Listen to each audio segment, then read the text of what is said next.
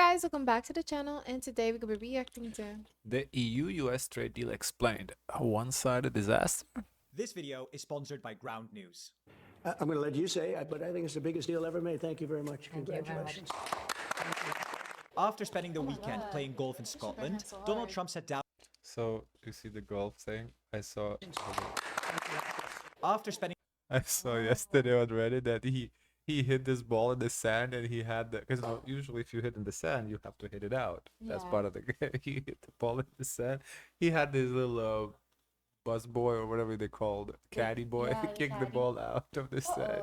He cheated at golf. the weekend playing funny. golf in Scotland, Donald Trump sat down with the European Commission President, Ursula von der Leyen, to try and hammer out a trade deal between the EU and the US. Everyone in Europe, and probably the US too, were hoping Trump had a good round on the course, with plenty of birdies, so he'd be in a good mood and ready to sign something. And yes, finally, after 3 months of back and forth, a deal has finally been made. But don't get too excited. This deal might be very one-sided, and the real question is, who really benefits from this deal? Spoiler alert, it's definitely not the EU. But to understand this deal, we first need to rewind a bit. Before Sunday's agreement was reached, the US had slapped tariffs on a lot of European goods. A 50% tariff on steel and aluminium, 25% on cars, and 10% on basically everything else. And the EU in return, nothing. Brussels has decided to hold off on retaliating, hoping that playing nice might help negotiations. But the EU did have a backup plan, one retaliatory package ready to go on August the 7th. It would have included up to 30% in tariffs on 93 billion euros worth of US goods, covering aircraft, cars, medical and electrical equipment, soybeans, motorbikes, and of course, jeans. Always the jeans. Still though, Trump's tariffs I think what happened here is probably, the Europeans saw that they're affected more by the tariffs than they thought they would be. That's why they had to budge, I guess, because otherwise, why they budged. I guess let's get to see what this deal looks like before jumping to any conclusion. have already hit 370 billion euros worth of EU exports. That's about 70% of everything the bloc sends to the US, way more than what the EU was planning to target. But, and this part really matters, Trump also threatened to raise tariffs to 30% on August the 1st. You know what's also interesting? Why is jeans American? Like, why don't they make jeans in Europe? It's like, what, only Americans can make jeans? I thought jeans was an American invention. I mean, invention, sure, but what, you can't copycat in Europe? It's not like something only in America you can make. I'm sure they make it in China nowadays. I don't know.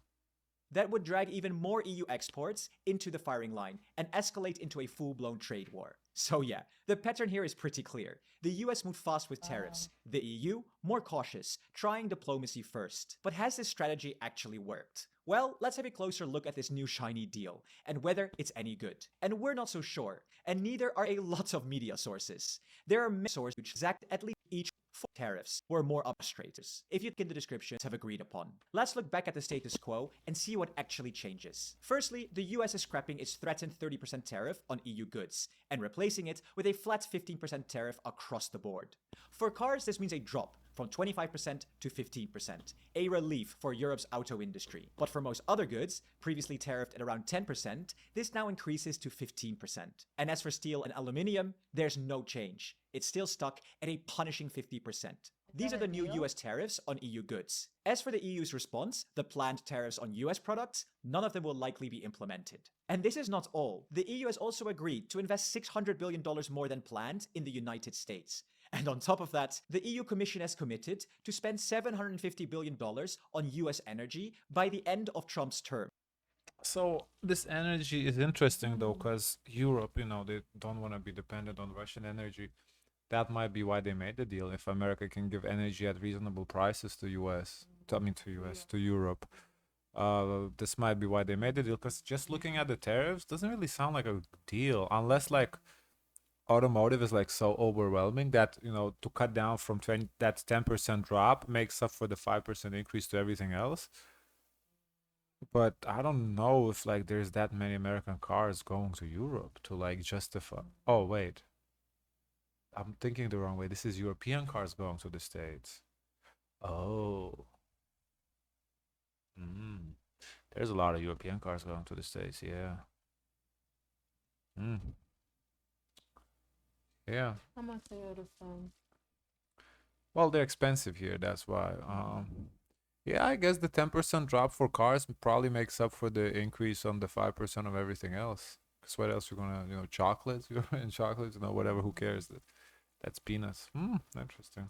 That's over $250 billion per year on American liquefied natural gas, oil, and nuclear fuels, all meant to replace Russian energy. And then there's Yes, also I talk think of that's Europe buying more military equipment from the United States. so. I think it's the energy that might have, to kind of finally pull away from the Russians.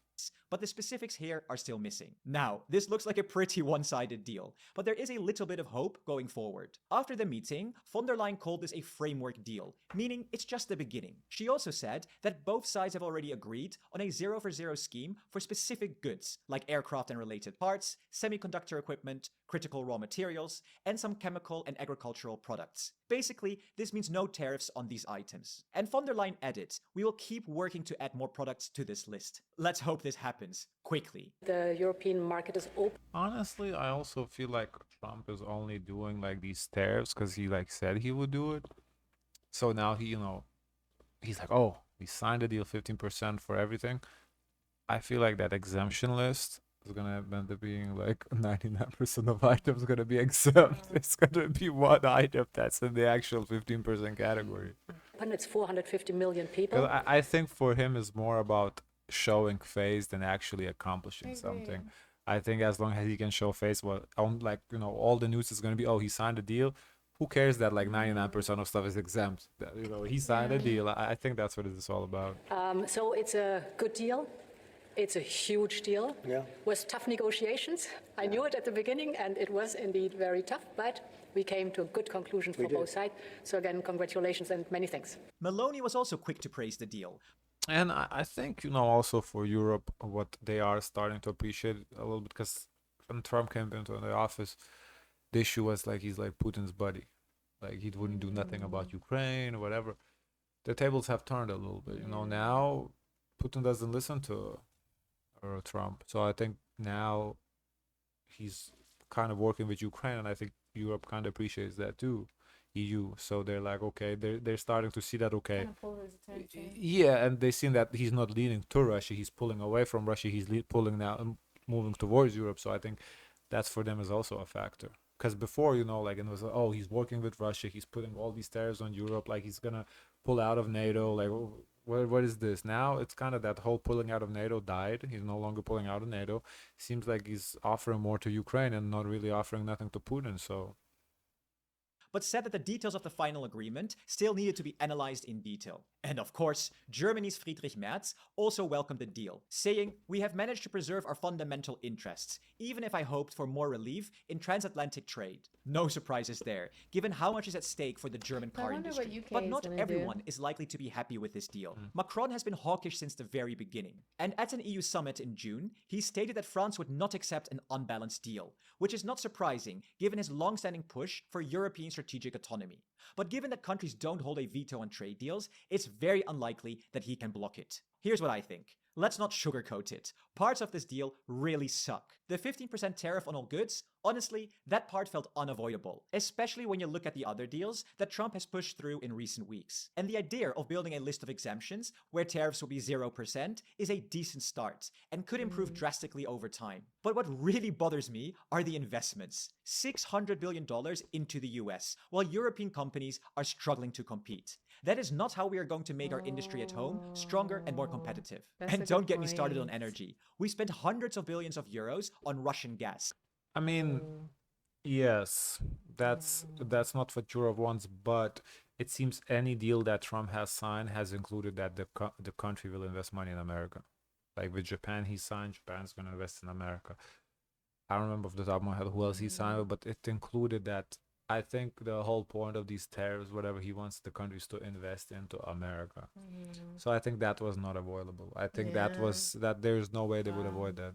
I think if honestly, I can see them avoiding the actual tariff, lowering the tariff rate before the nulling that investment. I think something like 10% tariff rate, but the investment stays. Like I think the investment that was a non-negotiable. And now we're heading straight into another dependency, swapping Russian gas for American LNG. That really isn't how we build strategic autonomy. And then there's the military. I mean, yeah, but America is an ally. Russia is not an ally. I don't necessarily think so. How else Europe is supposed to get gas? Produce their no, well, yeah, produce their own. You can't. I don't really see why that's a bad thing. That the energy is shifting from Russia to America. I don't know. Military spending. Yes, yes, you can argue we don't yet have the capability to meet a 5% spending target with our own defense industry. But even so, shouldn't we be doing everything possible to spend that money at home? And after all of that, not a single meaningful concession was made for the EU.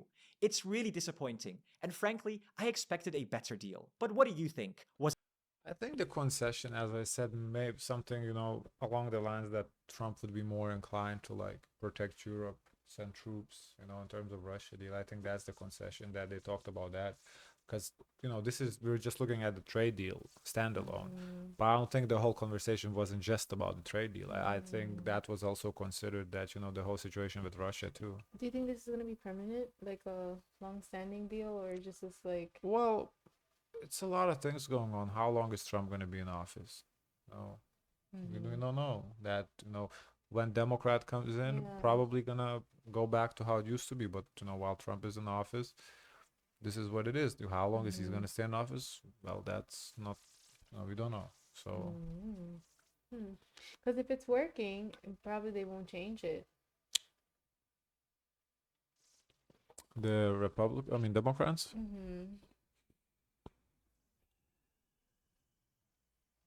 There'll probably be modifications to it, but if I don't something know. is working, I don't know how it would work. Can I see the comment? Yeah. I don't know if they would change it or not, because if the cost of goods are gonna go up for Americans, I think people are gonna complain about it. I don't know. Unless, like as I said, the exemption list is literally gonna be 99% of stuff exempt, then okay. Yeah. We need investment in Europe, not into the US. As Because you, it sounds good to have investments into the US. yeah, and that's what his goal is. As a US citizen, I feel embarrassed. Our politicians are cowards. My feedback as a news is simple: that those that approve this should be charged with treason.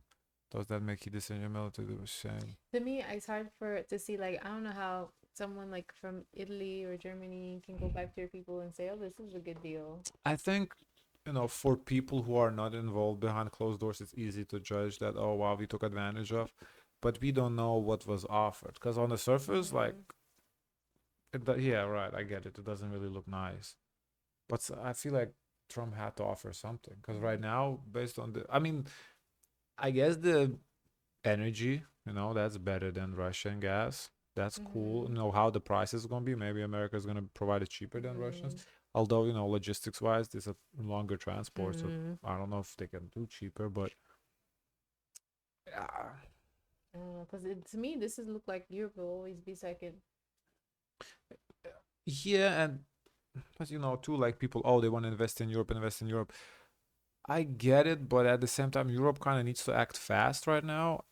And all that investment that they need to do into military and all that, these are like decades worth of planning. It's not something like, oh, let me invest into infrastructure for building more But arms. look, they already set forth 600 billion to the US. What is 600 billion?